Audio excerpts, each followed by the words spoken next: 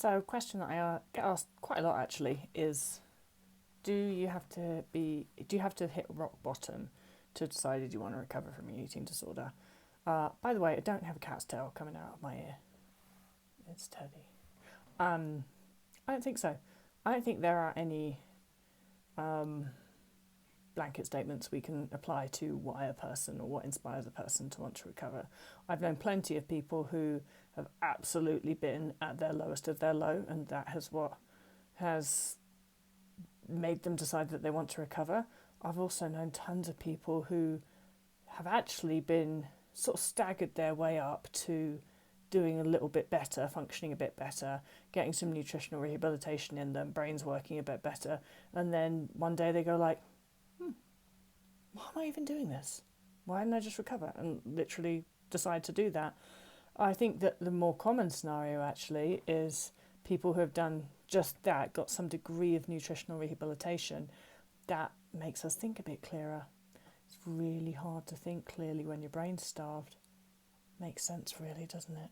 So, for whatever reason it might be, that degree of nutritional rehabilitation could be forced on you, shoved in a treatment centre, made to eat.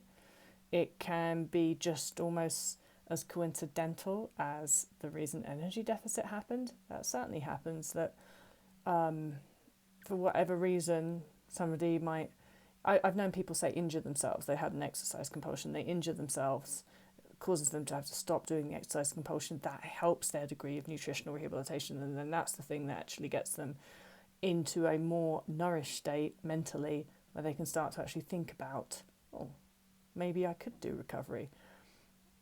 So there's just no rhyme or reason to it, and it is a bit of a myth. I think it's just like lots of things that are sort of psycho pop therapy, isn't it? It just seems sort of kind of a little bit sexy and cool to be like, you have to reach rock bottom in order to want to recover. Whatever. I just don't think that's true at all. Was I at rock bottom? Maybe. It's hard to tell. I think I was like at my most depressed. Hey, Teddy. But that's because I was lonely. But I don't think I was at, say, my most malnourished, actually. Maybe I was doing a little bit better. Who knows? I can't really remember exactly. But it's hard to say. If I was at rock bottom, it was a 4-year rock bottom, if you know what I mean. Been going on for quite a while that I was that lonely and low and didn't really want to be here anymore.